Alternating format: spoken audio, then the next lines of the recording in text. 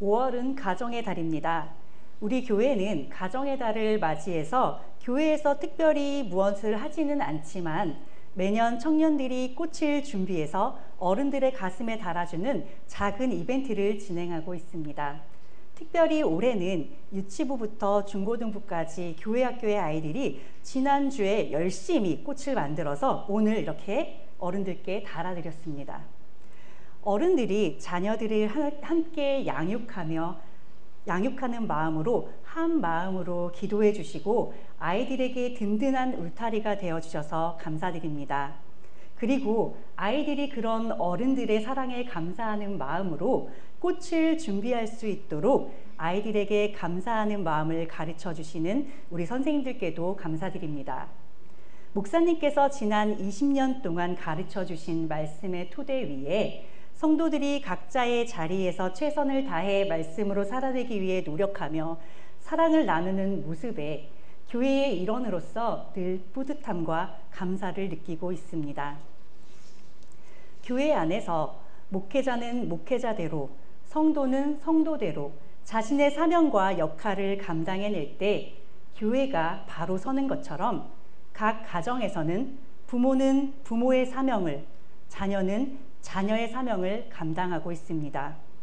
부모라면 자신이 가진 소유의 정도와 크기와는 상관이 없이 자녀가 잘 성장하고 자신의 몫을 해내길 바라는 마음으로 자녀의 성장을 돕습니다. 자신은 엎드려져서 자녀의 발판이 되어주더라도 자녀는 더 높은 곳을 향해 나아가기를 바라는 것이 모든 부모의 마음일 것입니다. 이런 부모에게 자녀가 그 뜻을 알고 최선을 다해 자신의 인생을 살아가는 것 그 자체로 큰 선물이 됩니다. 그리고 우리 성도들은 믿음을 가진 부모로서 우리가 하나하나 살피지 못하는 그 작은 영역까지도 하나님께서 채워주시길 바라는 마음으로 하나님께 자녀를 위한 기도를 드리고 있습니다. 오늘 함께 나눌 열왕기상 5장에서는 솔로몬이 성전 건축을 위해 준비하는 모습이 나오는데 1절에 두로왕 히람에 대한 소개로 시작하고 있습니다. 솔로몬이 기름 부음을 받아 다윗에 이어 왕이 되었다는 소식을 들은 두로왕 히람은 솔로몬에게 신하들을 보내어 축하하였는데 그 이유가 무엇인지 성경에 기록되어 있습니다. 1절에 히람이 그 평생에 다윗을 사랑하였기 때문이다 라고 기록하고 있습니다. 두로는 지금 그 레바논 지역으로 이스라엘의 북서쪽의 해안에 위치한 나라입니다. 여기 베니게라고 나와 있는데 우리가 페니키아라고 알고 있는 그 지역이 있습니다. 그 지역의 두로는 항구 도시로 활발한 국제 무역을 통해 상업 도시로서의 위엄을 갖춘 당대 최고의 도시 중 하나였습니다. 여호수아 19장 29절에는 이스라엘 백성들이 가나안에 정착하기 위해 들어갔을 때 두로를 표현하기를 견고한 성읍이다 라고 표현하고 있습니다. 이를 보더라도 고대 가나안 지역에서 두로의 위상이 상당히 높았음을 알 수 있습니다. 당시 이스라엘 근처 강대국 중 하나였던 두로의 왕 히람이 이스라엘의 역사에 등장하는 것은 바로 다윗의 시대였습니다. 사무엘하 5장 11절에 두로왕 히람이 다윗에게 사절들과 백향목과 목수와 석수를 보내어 다윗의 왕궁 건축을 도왔다라고 기록하고 있습니다. 이에 대해서 성경은 다윗이 여호와께서 자기를 세우시고 이스라엘 백성의 왕으로 삼으신 것과 그의 백성 이스라엘을 위하여 그 나라를 높이신 것을 알았다라고 기록하고 있습니다. 하나님께서 다윗을 통해 이스라엘을 강하게 하셨고 이스라엘이 강대국으로 영향력을 끼치는 나라가 되자 주변의 강대국 중 하나인 두로와 화친을 맺게 되었음을 고백한 것입니다. 두로왕 히람은 솔로몬이 왕위를 계승한 이후에도 다윗의 시대에 유지했던 그 우호적인 관계를 지속하기 위해 솔로몬에게 사절단을 보냈습니다. 당시 강대국으로 성장한 이스라엘과 우호적인 관계를 맺기를 원하는 것은 당연한 정치적인 행보라고 생각하실 수 있습니다. 그러나 그가 다윗을 사랑했다라고 성경이 기록한 것과 본문의 7절에 솔로몬의 제안을 듣고 크게 기뻐하며 하나님을 찬양했던 히람의 모습으로 보아 그가 이스라엘과 단순히 정치적인 동맹관계만을 유지하길 원했던 것은 아니라는 것을 추측해 볼 수 있습니다. 이는 마치 이스라엘 백성들이 가나안을 정복하던 그 시기에 다른 나라들은 힘을 합쳐 전쟁을 준비하고 있을 때에 여호수아를 속여 이스라엘과 화친을 맺었던 기브온 족속들과 같이 히람은 비록 이방인이었지만 하나님께서 세우시는 그 민족을 알아보고 그들과 화친하기를 원하는 영적인 시각을 가지고 있었던 것으로 보입니다. 또한 히람이 솔로몬에게 신하들을 보낸 모습을 보면 다윗 시절에도 이런 유사한 사건들이 있었다는 것을 기억할 수 있습니다. 다윗은 사라 생전에 자신과 친분이 있었던 암몬 왕 나하스와의 관계를 기억하고 그 아들 하눈이 왕위에 올랐을 때 그에게 신하들을 보내어 축하해 주었습니다. 그런데 이때 하눈은 다윗이 베푼 호의를 무시하며 다윗이 보낸 그 신하들을 잡아서 수치를 주어 돌려보내게 됩니다. 그로 인해서 두 나라 사이에는 전쟁이 발생했습니다. 이런 역사를 보더라도 아버지와 친분을 맺었던 그런 이방 나라의 왕과 친분을 유지하는 것이 꼭 당연한 일만은 아니라는 것입니다. 그리고 진심을 받아들이지 못한 어리석은 왕의 이런 자격지심과 선택은 나라와 백성을 궁지로 몰아넣을 수도 있습니다. 그러나 솔로몬은 다시 히람에게 사람을 보내어 해답하기를 성전 건축을 위해 필요한 것들을 서로 거래하자라는 제안을 합니다. 본문 3절에서 6절까지는 솔로몬의 메시지가 나오는데 세 가지의 중요한 내용이 나옵니다. 성전을 건축하는 목적과 왜 다윗이 아닌 솔로몬 자신이 성전을 건축해야 하는지에 대한 이유, 그리고 마지막으로 성전 건축을 위해 히람의 도움이 필요한 부분에 대해서 요청하는 내용입니다. 무엇보다 먼저 성전을 건축하는 목적에 대해 솔로몬은 성전 건축이 자신의 개인적인 이익이라든지 목적을 달성하기 위한 것이 아니라는 것을 명확하게 밝히고 있습니다. 구체적으로 5절에 성전을 건축하는 목적을 하나님의 이름을 위해서, 즉 하나님께 영광을 돌리기 위해서이라고 밝히고 있습니다. 이와 관련하여 역대하 2장 4절에서 6절에 조금 더 자세하게 그 목적에 대해 기록하고 있는데 성전을 건축하는 목적이 이스라엘이 영원히 지켜야 할 규례인 하나님께 제사를 드리기 위해서라고 말합니다. 건물을 지어 하나님을 그 안에 가두어 두고 마치 우상을 숭배하듯이 그렇게 하겠다는 것이 아니라 다만 우리의 본분인 예배를 드리기 위함이라는 것을 분명히 밝히고 있습니다. 하나님께 예배를 드리고 그 앞에 정해진 규례대로 행한다라는 것은 하나님과의 교제를 위해 성전을 건축하겠다는 말입니다. 우리가 하나님 앞에 예배를 드리고 하나님을 경배하는 목적과 이유도 이와 동일해야 할 것입니다. 이미 주신 구원의 은혜에 감사하기 위함이며 스스로 계시며 찬양받기에 합당하신 하나님께 경배의 찬양을 드리는 것 이외에 그 어떤 다른 이유도 예배의 목적이 될 수 없습니다. 우리의 예배와 하나님 경배의 목적이 하나님과의 온전한 교제에 있기를 간절히 바랍니다. 세상의 삶의 만족과 이익을 위해 하나님의 이름을 부르고 예배를 드리는 것은 하나님을 다른 이방신들과 동일하게 여기는 죄이며 이는 우상숭배와 다를 바가 없는 것입니다. 따라서 우리는 우리의 신앙의 관점을 바로 세우고 이 우선순위가 뒤바뀌지 않도록 유의해야 할 것입니다. 두 번째는 왜 다윗이 아닌 솔로몬이 성전을 건축해야 하는지에 대한 이유입니다. 실제로 하나님은 인간이 만든 이런 건물 안에 가두어 둘 수 있는 분이 아닙니다.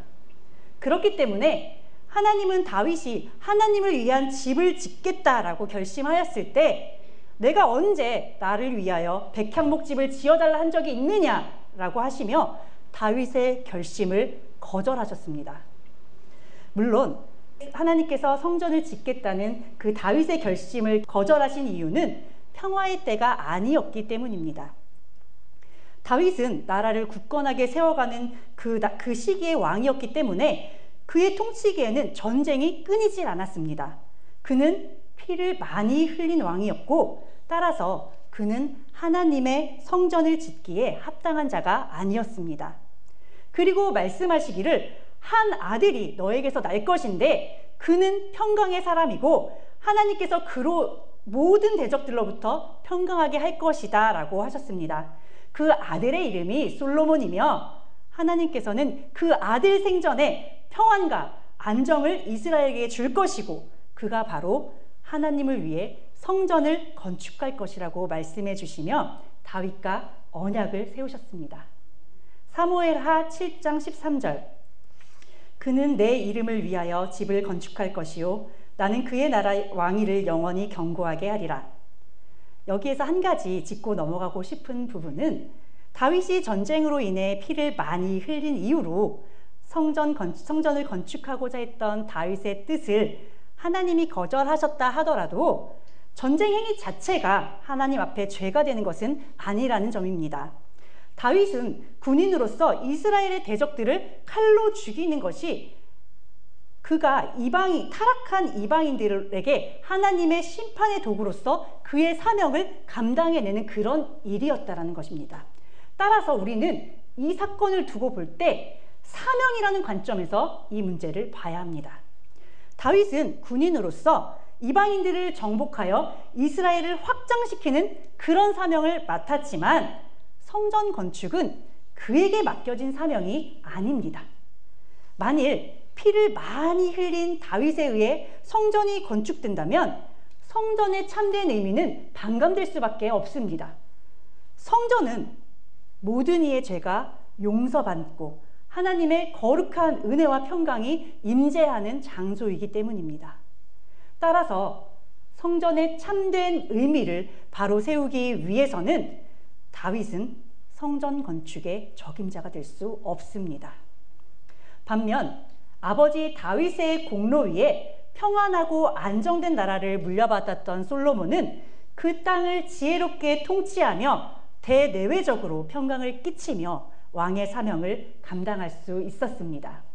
이런 평안한 시대를 솔로몬은 4절에 이르기를 사방에 태평을 허락하셔서 대적도 없고 재앙도 없다라고 표현하였는데 그의 말 그대로 하나님께서는 솔로몬이 성전 건축을 감당할 수 있도록 태평성대의 시기를 허락하셨습니다. 국력의 신장에 힘입어 안팎으로 평안한 상태가 이루어졌으므로 다윗의 성전 건축을 방해했던 사방의 전쟁이 사라진 것입니다. 솔로몬이라는 그 이름 자체도 평강이라는 뜻의 샬롬에서 파생된 것으로 그가 장차 평강의 왕이 될 것을 나타내는 이름이기도 한 동시에 솔로몬은 평강의 왕이신 예수 그리스도를 예표하기도 합니다. 성전의 참된 의미와 각자 맡은 사명이 다르다는 것을 알고 있음에도 불구하고 인간적인 마음에서 보면 평생을 하나님께서 기름 부으신 왕의 사명을 감당하면서 최선을 다해 살아왔던 다윗의 입장에서는 하나님의 이런 뜻이 다소 서운한 그런 말씀일 수도 있겠다라는 생각이 들기도 했습니다. 아주 인간적인 입장에서. 그렇지만 다윗은 하나님의 그 말씀을 축복의 말씀으로 받아들이고 감사의 찬양을 드릴 수 있는 아주 성숙한 믿음을 가진 사람이었습니다. 역대상 22장 14절, 내가 환난 중에 여호와의 성전을 위하여 금 10만 달란트와 은 100만 달란트와 놋과 철을 그 무게를 달 수 없을 만큼 심히 많이 준비하였고 또 제목과 돌을 준비하였으나 너는 더할 것이며. 역대상 22장과 29절에는 다윗이 솔로몬의 성전 건축을 위해 최선을 다해 준비하는 모습이 기록되어 있습니다. 그는 목숨을 걸고 나가서 싸운 전쟁에서 승리하여 얻은 전리품들을 모두 하나님의 성전 건축을 위해 준비해 두었습니다. 뿐만 아니라 그는 이스라엘 모든 백성들에게도 성전 건축에 대한 하나님의 뜻에 대해서 전하고 백성들이 솔로몬을 도와 성전 건축에 동참할 것을 요청하였습니다. 그 결과 모든 백성들 역시 즐거이 헌신하며 성전 건축을 위해 여호와의 곳간이 차고 넘치도록 많은 예물을 준비하였습니다. 금 한 달란트, 우리 달란트 비율을 다 아시잖아요. 금 한 달란트의 무게가 약 34kg라고 합니다. 입이 쫙 벌어지시죠. 그런 것을 생각을 해본다면 10만 달란트면 도대체 막 몇 톤 계산도 안 되죠. 그 정도로 엄청난 무게의 양과 그런 규모들을 준비했기 때문에 실제로 이 시대에 다윗이 이렇게 엄청난 양의 금과 은을 준비한 것이 과연 가능한 일이냐라는 문제 때문에 이 부분에 대한 다양한 해석들이 존재합니다. 하지만 현재의 우리 기준에 불가능하다고 보인다 하더라도 그 당시에 하나님께서 예비하신 일들에 대해서 불가능할 것이다 라고 추정할 이유는 전혀 없습니다. 또한 오늘 전하고자 하는 말씀의 취지와도 이것이 별 상관이 없기 때문에 이 부분에 대한 자세한 설명은 생략하고자 합니다. 그저 기쁜 마음으로 자신의 전부를 들여 헌신했던 그 다윗의 귀한 마음에 집중하시며 이 부분을 보시면 됩니다. 열왕기상 7장에는 솔로몬이 성전 건축을 모두 완성한 장면이 나오는데 51절에 이르기를 다윗이 드린 예물을 가져다가 성전 창고에 넣었다라고 합니다. 솔로몬이 성전을 건축할 때 백향목과 그 거대한 성전에 금을 입혀가지고 만들었단 말이에요. 아주 화려하게 건축했음에도 불구하고 다윗이 준비한 헌물이 남아서 다시 성전 창고에 들였다라는 것은 다윗이 정말 얼마나 아낌없이 후하게 기쁨으로 이 성전 건축 준비를 했는지를 알 수 있게 하는 대목입니다. 성전 건축을 준비하는 솔로몬을 보면서 하나님께서 얼마나 철저하게 이 상황들을 주관하시며 모든 것들을 완벽하게 준비하셨는지를 깨달을 수 있었습니다. 또한 하나님의 마음과 뜻을 잘 알고 온전히 순종했던 다윗의 그 믿음이 아주 찬란하게 빛나는 것을 느낄 수 있었습니다. 이처럼 하나님께서는 다윗을 통해 성전 건축에 필요한 재물을 준비하게 하셨습니다. 또한 사람들을 준비시키셨고 건축 자재와 건축 기술자를 보내줄 나라의 왕과 아버지 때에서부터 가깝게 지내도록 모든 여건을 준비하셨습니다. 그리고 솔로몬은 이런 하나님의 마음과 아버지의 뜻을 바로 알아 성전 건축을 그대로 이행하기 위해 준비하고 있습니다. 히람에게 자신의 성전 건축을 향한 그 의지가 아버지 다윗의 뜻에서 이어진 것이며 더 나아가 하나님의 명령을 준행하는 것임을 알려주고 있습니다. 이를 통해 그와 히람 사이의 관계가 아버지 다윗의 시대와 변함이 없을 것임을 알려주는 지혜를 발휘한 것입니다. 동시에 사무엘하 7장 12절에서 13절에는 하나님께서 다윗에게 말씀하신 것들이 있는데 그것 그대로 그의 뒤를 이어 왕위를 오를 아들이 하나님의 이름을 위하여 전을 건축하리라고 하신 그 언약의 내용을 그대로 인용하여서 히람에게 전달함으로써 솔로몬 자신이 하나님과 다윗이 맺은 그 언약의 성취자임을 밝히고 있습니다. 6절에는 솔로몬이 성전을 건축하기 위해 필요한 사항들을 히람에게 구체적으로 전달하는 모습이 나옵니다.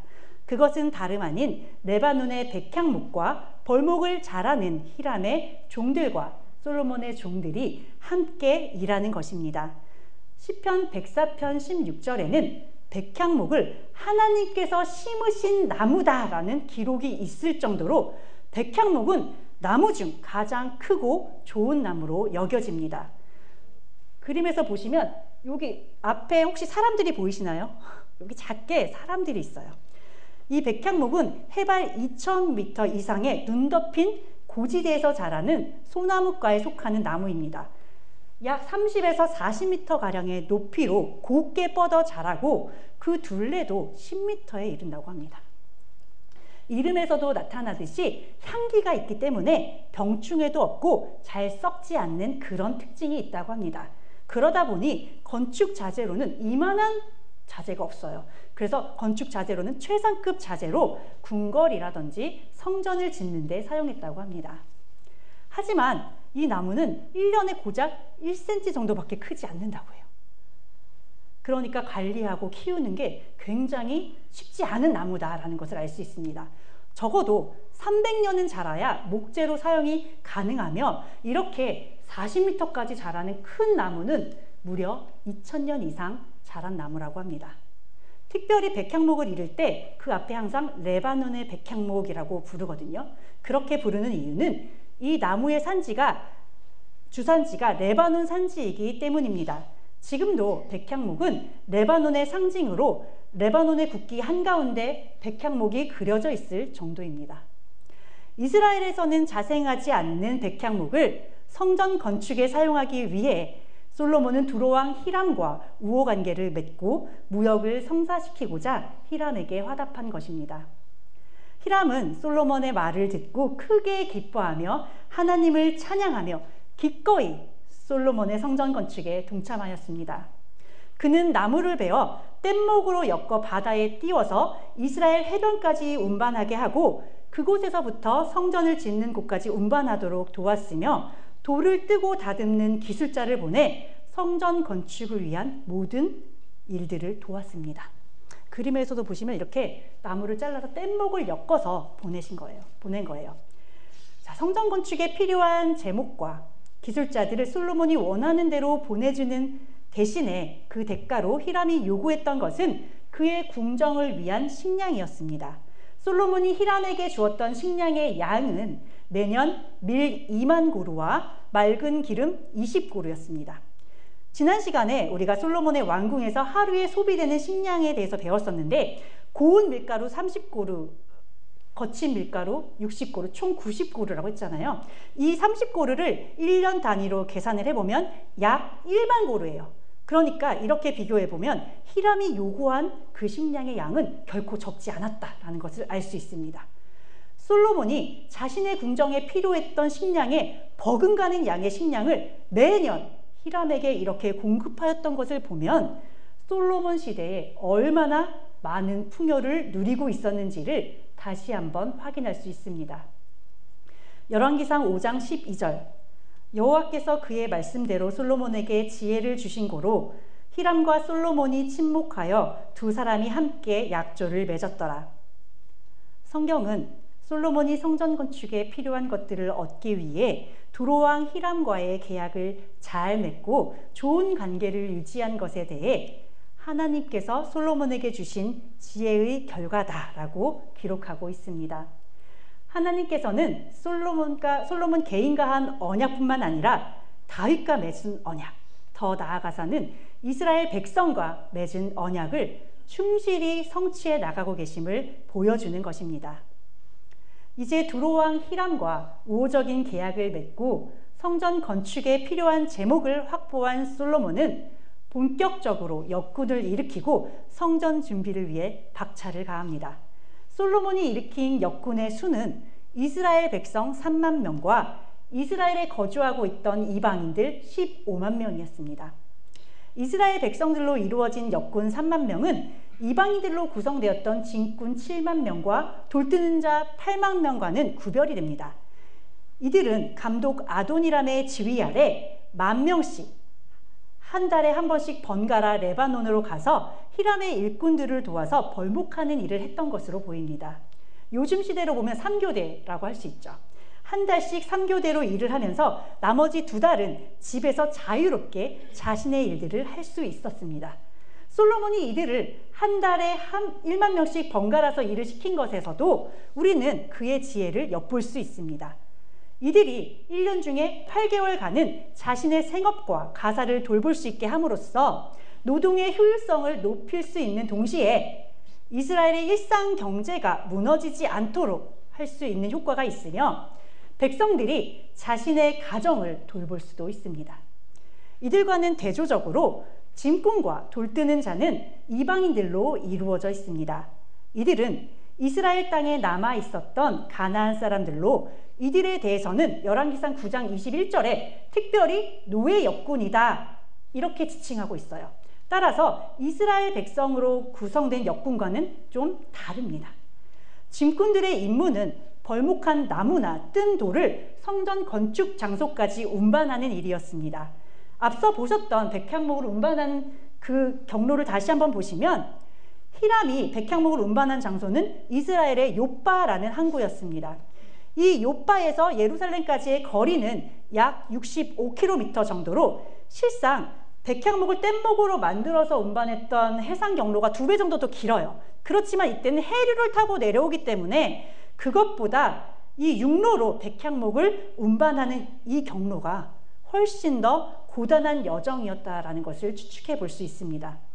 그러니까 이렇게 육체적으로 더 힘든 일에 이방인들로 구성된 노예 역군들이 동원된 것입니다. 돌 뜨는 자는 돌을 자르는 사람들로 이들은 숫자가 8만 명이나 되고 또 산에서 일을 했다라는 것을 보면 이들의 일은 정교한 기술이 요구되는 그런 석수의 개념은 아닌 것으로 알 수 있습니다. 그것보다는 단순 노동에 가까운 일을 수행했던 것으로 보입니다. 따라서 이들은 단순히 돌을 캐내는 작업을 했던 채석공이라고 할 수 있습니다. 정교하게 돌을 다듬는 그런 일은 두로에서 보낸 석수들이 감당을 한 것으로 추정하고 있습니다. 백향목을 비롯한 목재와 달리 돌은 이스라엘에서도 채석이 가능했고 목재와는 달리 돌은 운반하는 데 훨씬 더 어려웠을 거라는 거죠. 그렇기 때문에 먼 곳에서 돌을 캐오지는 않았을 것이고 예루살렘의 근방에서 돌을 캐지 않았을까 그렇게 봅니다.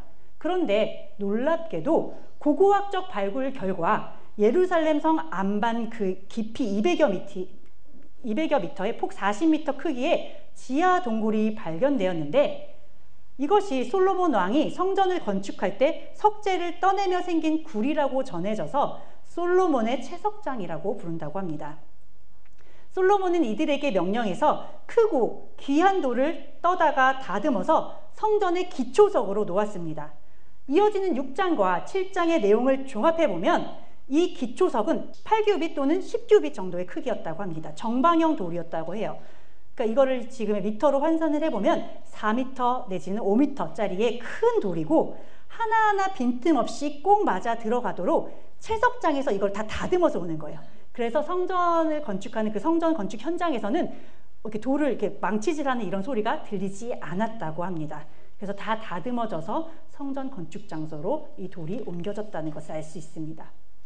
이렇게 성전의 기초석을 갖추고 성전을 건축하기 위한 제목과 돌들을 갖춤으로써 성전 건축을 위한 본격적인 준비는 모두 마쳤습니다. 솔로몬과 히람이 약조를 맺은 목적인 성전 건축 준비 작업이 마무리된 것입니다. 어떤 분은 솔로몬이 성전 건축과 관련해서 하나님께 기도를 했다라는 기록이 없다라는 것이에요. 그리고 이방인들을 성전 건축에 끌어들임으로써 하나님의 뜻에 어긋난 성전 건축을 했다라고 비판하시는 분들도 있습니다. 그러나 이미 하나님의 뜻과 아버지 다윗의 그 유지를 그대로 이어받아 성전 건축을 이행한 것이므로 본문을 이렇게 해석하는 것은 무리가 있어 보입니다. 신명기 8장 18절 내 하나님 여호와를 기억하라. 그가 내게 재물 얻을 능력을 주셨음이라. 이같이 하심은 내 조상들에게 맹세하신 언약을 오늘과 같이 이루려 하심이니라. 오히려 우리는 솔로몬이 두로의 히람과 함께 성전 건축을 준비해 나가는 모습을 보며 하나님이 어떤 분이신가에 대해 배울 수 있어야겠습니다.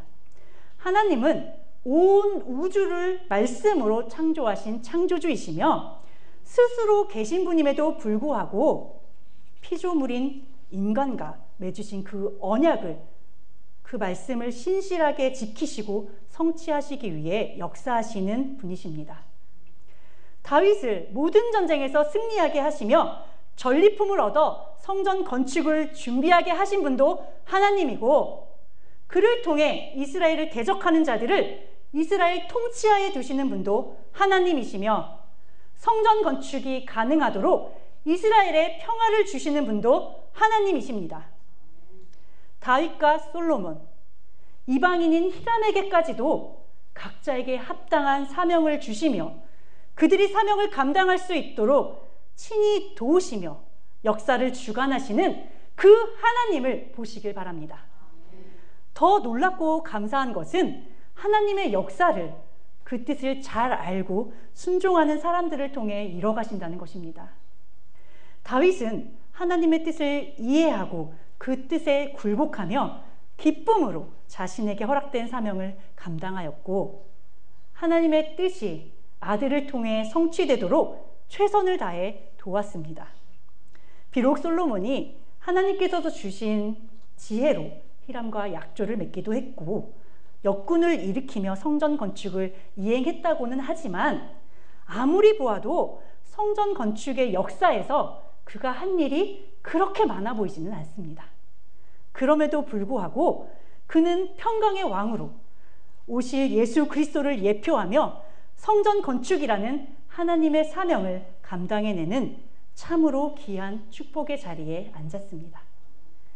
우리들 역시 솔로몬처럼 예수 그리스도의 십자가 앞에 우리의 공로를 내세울 것이 단 하나도 없는 죄인들입니다. 그럼에도 불구하고 하나님께서는 우리를 어둠 가운데서 빛의 자녀로 불러주시고 마지막 때에 가장 어두운 이 세상에서 밝게 빛날 진리의 말씀을 허락해 주셨습니다. 이제 우리가 감당해야 할 사명은 재림주가 다시 오시기 바로 직전, 이 세상이 가장 어두운 이때에 말씀의 등불을 높이 들고 한 영혼이라도 빛 가운데로 인도하는 것입니다. 부디 매주 선포되는 이 귀한 진리의 말씀을 붙드시고 삶으로 살아내시어 주변에 있는 사람들에게 선한 영향력을 끼치시고 당당하게 진리의 말씀을 선포하심으로 하나님께서 마지막 때 맡기신 사명을 충실히 감당하시길 바랍니다. 기도하고 마치겠습니다. 태초부터 지금까지 역사하시며 인생을 돌아보시는 하나님 감사합니다. 저희가 마음과 뜻과 정성을 다하여 이 세상 모든 아름다운 것들을 총동원하여 주님의 이름을 영화롭게 한다 하여도 그것들은 이미 주님의 것이며 주님께는 한낱 먼지만도 못한 것들일 텐데, 하나님 앞에 무릎 꿇는 그 마음만이 좋다 하시며 오늘도 저희들을 안아주시니 감사드립니다. 말씀을 알아갈수록 저희는 낮아지고 주님은 높아지는 놀라운 역사를 경험하게 하여 주시고, 그렇게 태초에 정하신 질서를 회복하며 주님 기뻐하시는 자녀로 살게 하여 주시기를 바랍니다. 예수 그리스도의 이름으로 기도드립니다. 아멘.